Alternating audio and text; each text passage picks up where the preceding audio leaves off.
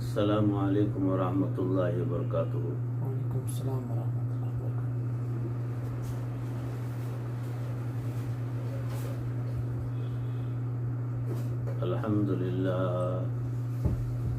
الحمد للہ وکفا وسلام علی عبادہ الذین اصطفى واتقى،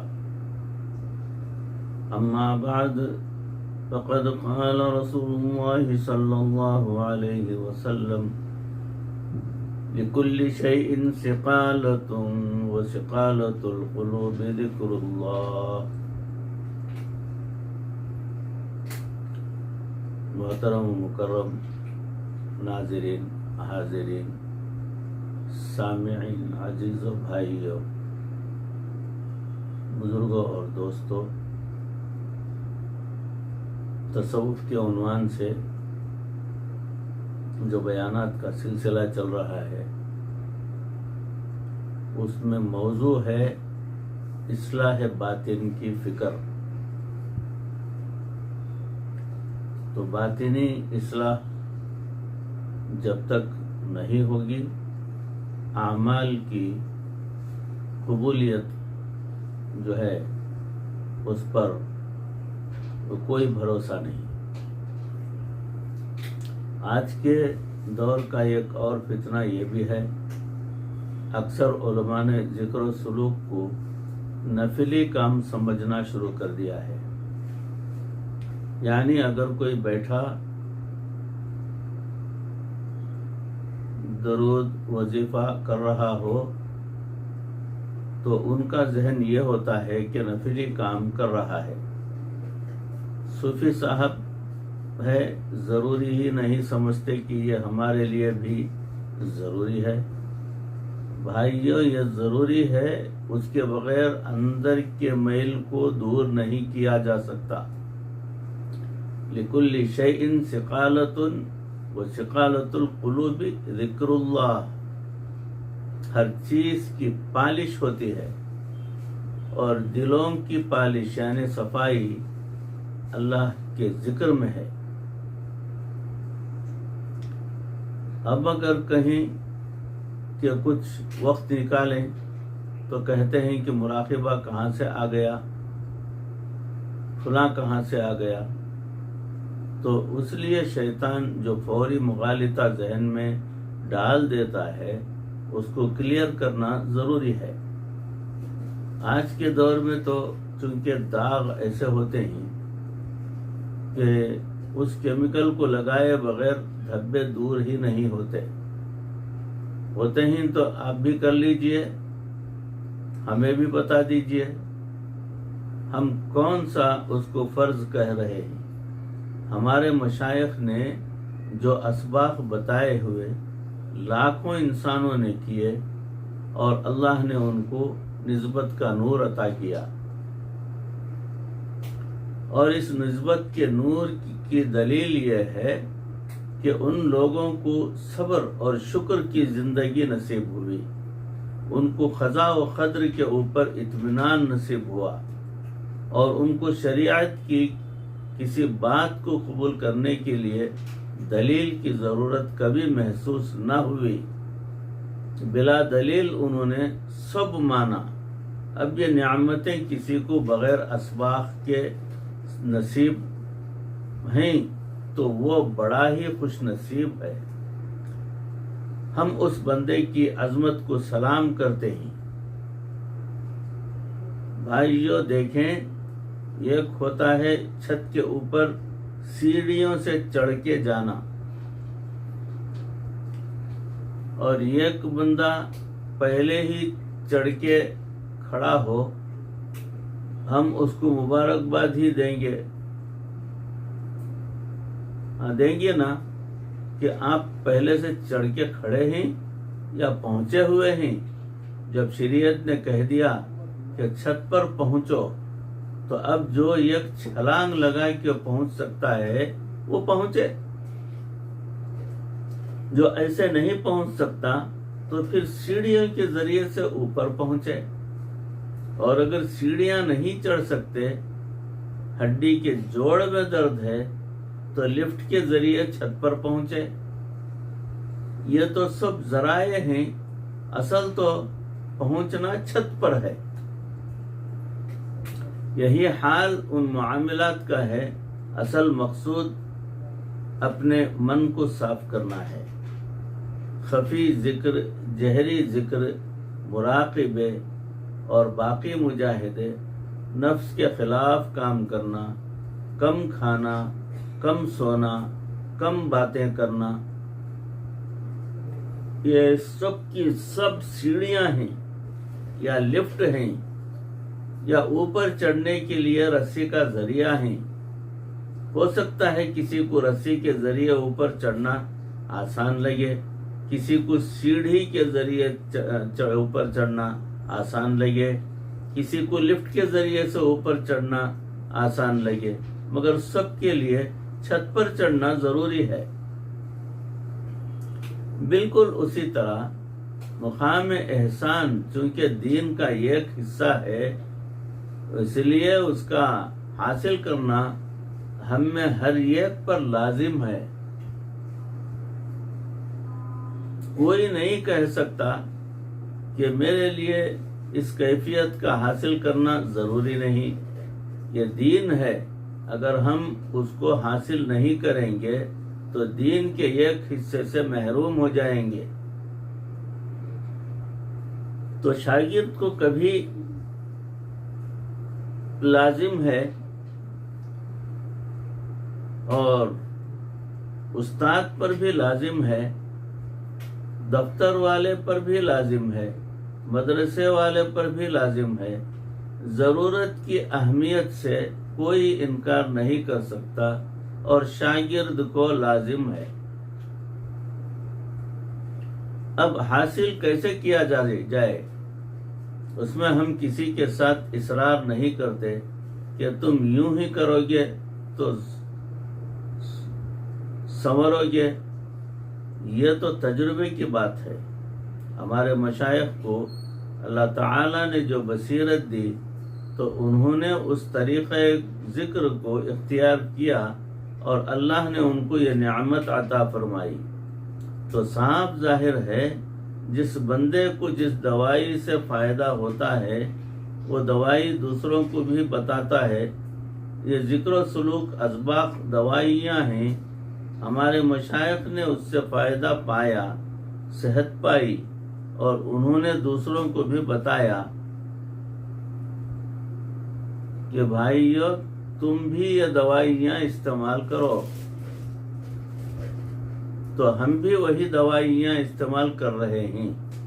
ذکر کے اثرات یقیناً ہوتے ہیں، چیزوں کو نتائج کے ذریعے سے پہچانا جاتا ہے۔ عصری علوم کے ہم مخالف نہیں ہیں، لیکن جب نتائج برے نکلتے ہیں تو ہم کہتے ہیں کہ یہ اسکول اور یونیورسٹیاں، کالجز ٹھیک نہیں ہیں، ورنہ کیمسٹری پڑھنا، فزکس پڑھنا، حساب پڑھنا، کمپیوٹر سیکھنا کوئی خلاف شرع کام نہیں ہے۔ یہ عصری علوم وقت کی ضرورت ہیں اور دینی علوم مقصد زندگی ہیں۔ ہم اگر کبھی اس پر تنقید کرتے ہیں تو اس لیے کرتے ہیں کہ عصری علوم جن جگہوں پر حاصل کرتے ہیں وہاں جانے والے طلبہ اکثر اوقات شک کے مریض بن جاتے ہیں، دین سے دور ہوتے چلے جاتے ہیں۔ نتائج دیکھ کر ہم کہتے ہیں کہ اسکول اور یونیورسٹیاں ٹھیک نہیں ہیں۔ ہمارے جو ذکر و سلوک کے نتائج ہیں ان کو دیکھیں۔ ہمارے مشائخ نے الحمدللہ استقامت کے ساتھ اس پر عمل کر کے دکھا دیا۔ اکابرین علماء دیوبند کی زندگی کو دیکھیں، ان میں آپ ذکر کا اہتمام پائیں گے۔ آج بھی اگر آپ دارالعلوم دیوبند جائیں تو آپ میاں عابد حسین رحمۃ اللہ علیہ کا کمرہ علیحدہ پائیں گے، حضرت حاجی صاحب رحمۃ اللہ علیہ کا کمرہ علیحدہ پائیں گے، حضرت مولانا قاسم نانوتوی رحمۃ اللہ علیہ کا کمرہ علیحدہ پائیں گے۔ بھائیو، یہ چھوٹے چھوٹے کمرے کیوں بنے ہوئے ہیں؟ کہنے لگے کہ وہ یہاں بیٹھ کر اللہ اللہ کیا کرتے ہیں۔ یہ عاجز تھانہ بھون حاضر ہوا۔ تھانہ بھون کے جو سجادہ نشین اور محتمم تھے، عالم تھے، وہ فرمانے لگے کہ ہم نے آپ کے سونے کا انتظام کر دیا ہے۔ چنانچہ وہ مجھے ایک چھوٹے سے کمرے میں لے گئے کہ یہاں سو جائیں۔ میں ذرا دیکھا ایسے ہی کہ بندہ دیکھتا تو ہے۔ وہ کہنے لگے کہ یہ کمرہ اصل میں حضرت حاجی امداد اللہ مہاجر مکی رحمۃ اللہ علیہ کا تھا۔ آج آپ کے آنے کی وجہ سے ہم نے اس کو کھولا اور آپ کا بستر یہاں لگوایا۔ تو آج بھی ان مشائخ کی وہ جگہیں موجود ہیں۔ اگر ان اکابرین کو خلوت کی ضرورت پڑتی تھی تو کیا آج کے طالب علموں کو اس کی ضرورت نہیں ہے؟ ضرورت ہے۔ ذکر کو اہم نہ سمجھنے کی وجہ سے معمولات ہی نہیں کر سکتے۔ اکثر طلبہ سے پوچھیں کہ مراقبہ کرتے ہیں تو کہتے ہیں جناب وقت ہی نہیں ملتا۔ وقت تو ملتا ہے، اصل میں دل میں اس کی اہمیت نہیں ہے۔ وہ اس کو نفلی سا کام سمجھتے ہیں۔ فارغ بندہ جس کو کوئی کام نہیں ہے وہ یہ کر لے، نہیں، یہ ایسا نہیں ہے۔ اس سے تزکیہ ملتا ہے اور تزکیے کی اہمیت پر بنیاد رکھ کر اس کی اہمیت کو سمجھنے کی کوشش کرنی چاہیے۔ اس لیے جو اوراد و وظائف بتائے جاتے ہیں وہ انتہائی اہم ہوتے ہیں۔ ان کی وجہ سے پھر باطن میں نور آتا ہے۔ یہ اوراد و وظائف نہ کیے جائیں تو تکبر سے جان چھڑانا مشکل ہو جاتا ہے۔ یہ جو تے کاف بے رے ہے یہ اندر سے نہیں نکلتا۔ بندہ جتنا علم حاصل کرے، علم کے باوجود یہ ہوتا ہے کہ دلیل قرآن مجید سے سنیے۔ بسم اللہ الرحمن الرحیم۔ فَأَصْرِفْ عَنْ آيَاتِيَ الَّذِينَ يَتَكَبَّرُونَ فِي الْأَرْضِ بِغَيْرِ الْحَقِّ۔ ہم نے اپنی آیات سے پھیر دیتے ہیں ان لوگوں کو جو زمین میں ناحق تکبر کرتے ہیں۔ عبادت کے باوجود تکبر آتا ہے۔ اس سے جان چھڑانی ایک مصیبت بن جاتی ہے۔ اس کے بالمقابل تواضع ہے اور تواضع کا حاصل کرنا انتہائی ضروری ہے۔ اب کیسے حاصل کریں گے؟ یہی اسباق، یہی سلوک، یہی طریقہ کبر سے جان چھڑانے کا ذریعہ بنتا ہے۔ بندہ پھر ایسے مٹ جاتا ہے کہ اس کے اندر تواضع آ جاتی ہے، جیسے مولانا قاسم صاحب نانوتوی رحمۃ اللہ علیہ کے اندر تواضع آ گئی تھی۔ ایسے مٹے ہوئے تھے کہ لوگ ان کو پہچان بھی نہیں پاتے تھے۔ درویش آدمی، حتیٰ کہ جب شاہجہاں پور گئے، مباحثہ شاہجہاں پور میں شرکت کے لیے ایک کمرہ بک کروایا، سرائے میں جا کر اور وہاں آرام کر لیا۔ جو استقبال کے لیے آئے تھے وہ ڈھونڈتے ڈھونڈتے وہاں پہنچ گئے تو ایک شاگرد نے کہا حضرت ہم تو آپ کے استقبال کے لیے اسٹیشن پر پہنچے ہوئے تھے۔ فرمایا اس لیے تو میں آیا ہی نہیں کہ میں استقبال کے قابل ہی نہیں ہوں۔ پھر اس کے بعد عجیب بات کہی، فرمایا چند لفظ پڑھ لیے، یعنی چند لفظ پڑھ لیے ہیں، دنیا پہچان گئی، ورنہ تو قاسم اپنے آپ کو اس طرح مٹاتا کہ کسی کو پتہ بھی نہ چلتا۔ اب یہ ہے اصل مقصود، ایسی تواضع ہو دل میں کہ بندہ سوچے اپنے آپ کو ایسے مٹاؤں کسی کو پتہ ہی نہ چلے۔ یہ اس ذکر کے بغیر نہیں حاصل ہو سکتی۔ عزیزوں، بھائیوں، بزرگوں اور دوستوں، معزز خواتین، ہماری ماں بہنوں، موضوع چل رہا ہے، اسی موضوع پر مزید باتیں آپ کو اگلی نشست میں سنانے کی کوشش کروں گا۔ اللہ رب العزت ان کہی سنی باتوں پر اس عاجز کو بھی آپ تمام کو بھی عمل کرنے کی توفیق عطا فرمائے۔ اللہ دنیا اور آخرت بہتر فرمائے۔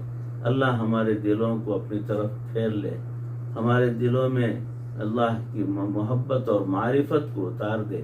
پروردگار مرتے دم تک کسی کا محتاج نہ بنا، ایمان پر اور کلمے والی موت پر ہمارا خاتمہ فرما۔